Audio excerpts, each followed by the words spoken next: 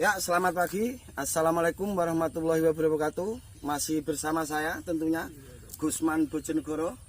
Pagi ini saya diundang oleh salah satu anggota Paguyuban Bawang Merah Ngantulan yang tanamannya katanya terindikasi ada sebagian yang layu.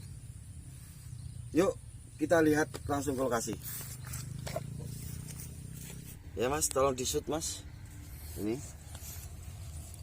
pH-nya 5 guys. 5. Nggih, 5. 5 di bawah netral. Kita coba ke bedengan yang lainnya. Siap.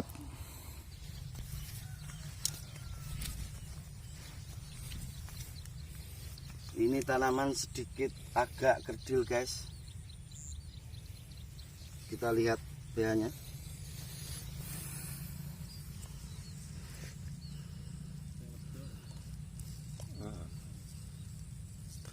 Ini pH tidak mau jalan, low, berarti ini tanah asam. Terlihat terlalu lembab juga. Kita akan nyoba cari yang agak bolet. Ambil Pak, satu Pak, 1 atau 2 Pak.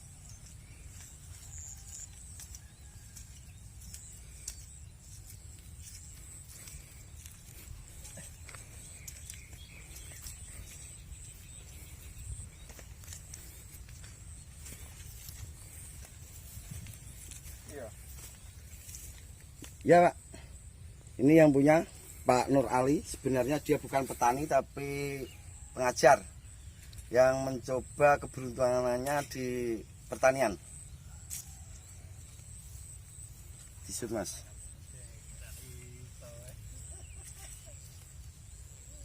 Berapa HST Pak ini Pak? 18 hari. 18 hari.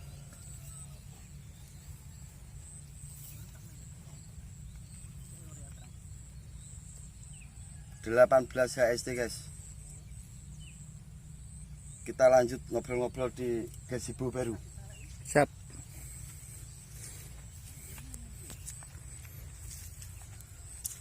Yuk guys, kita lanjut ngobrol-ngobrolnya tentang tanaman ini.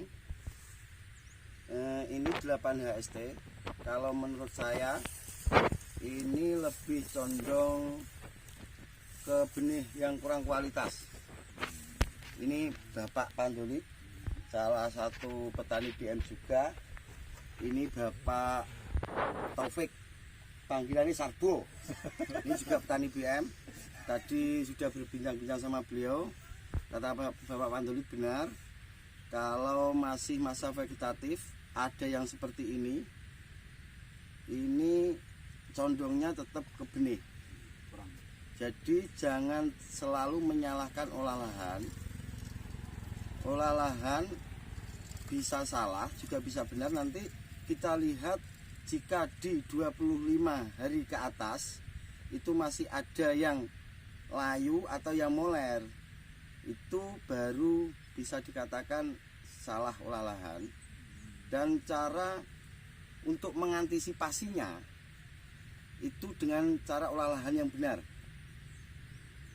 Terutama kalau masalah jamur, saya menganjurkan aplikasi pakai Trichodroma.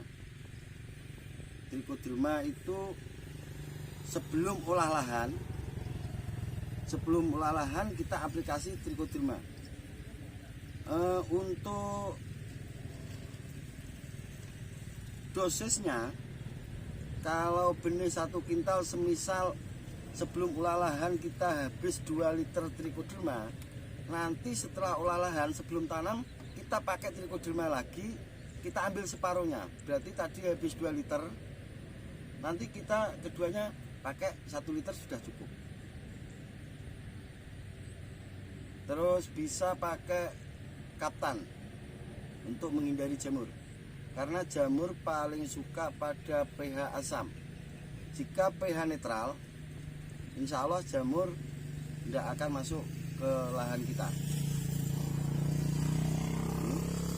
Intinya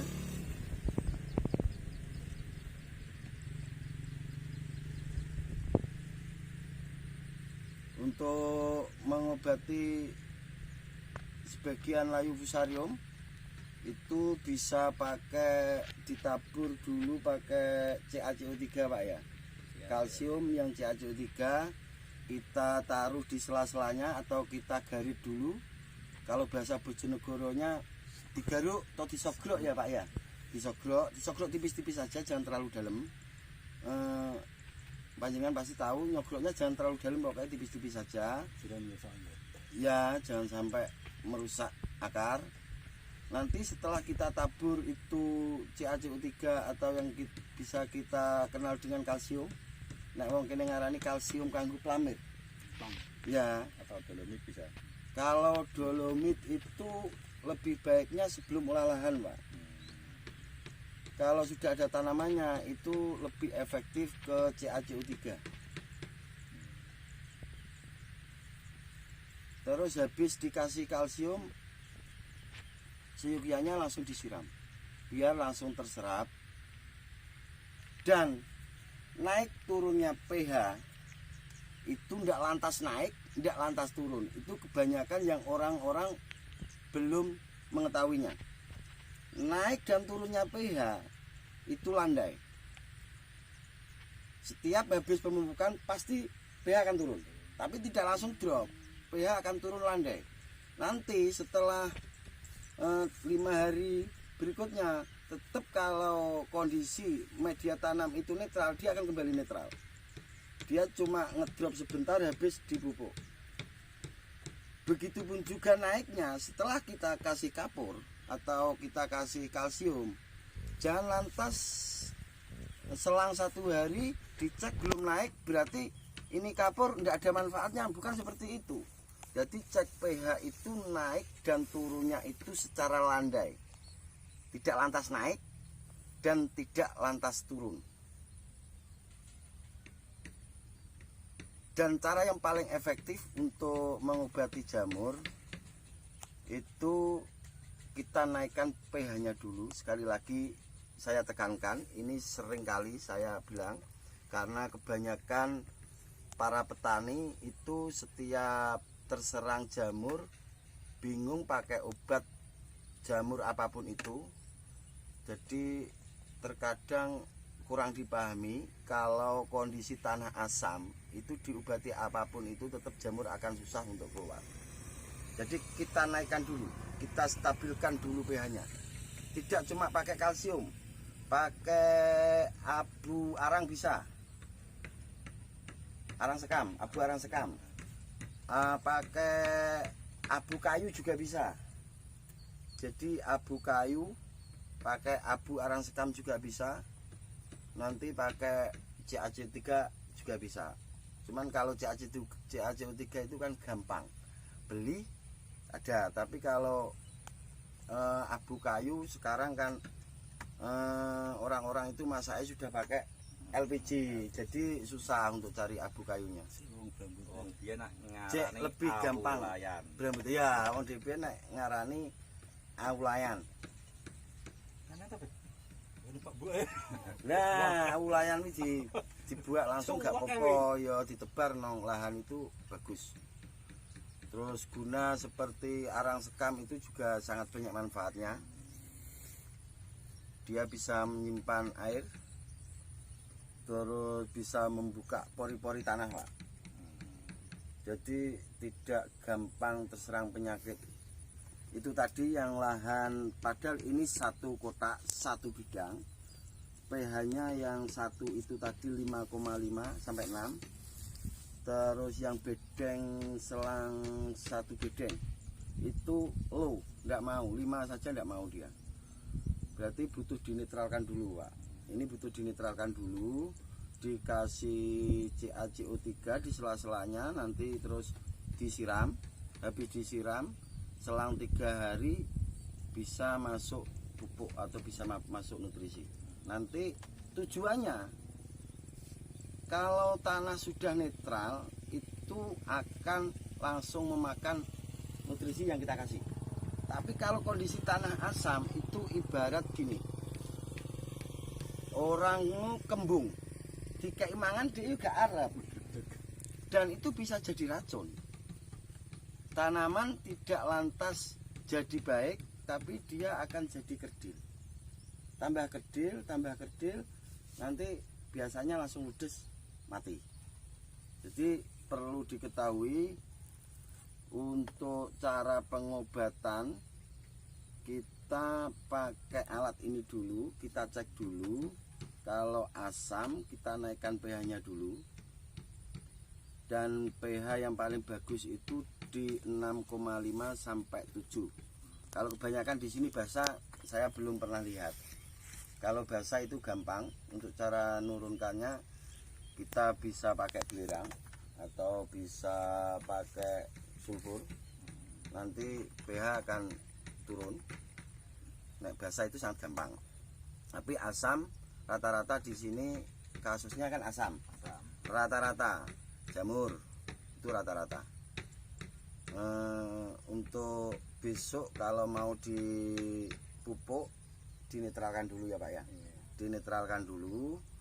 Selang habis dikasih kalsium CaCO3 tadi, selang 3 hari atau sampai 5 hari dimasukkan pupuk. Ini kendala yang paling terlihat apa Pak? Ya layu fusarium, kendala yang paling terlihat layu fusarium.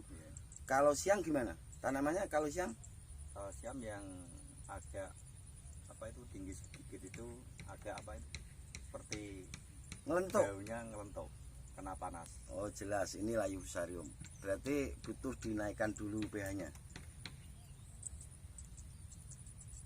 Untuk Pak Taufik, piye kendalanya apa kalau sampean Pak? Tidak ada kendala. Kendalanya kurang subur Pak. Kendalanya kurang subur. Gini Pak Taufik ini sebelah itu tadi, tapi pH-nya sudah benar-benar bagus, di antara 6,5, ada yang 7, ada yang 6, jadi bisa diambil rata-rata pH-nya 6,5. Itu sudah masuk netral. Tanamannya juga sedikit terlihat ini banyak yang ada layunya. Kalau di tempat sebelah itu kayak tidak segitu ada Pak ya, itu ya. Itu sehat. Nanti kita akan simak kelanjutannya. Mungkin nanti masuk generatif, saya akan datang lagi ke lahan Pak Guru Nur Ali ini. Kita lihat nanti perkembangannya seperti apa. Oh ya guys, terima kasih sudah mengikuti perjalanan Gusman Bojonegoro.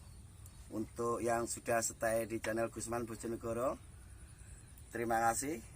Dan apabila ada kata-kata yang kurang berkenan, saya mohon maaf yang sebesar-besarnya.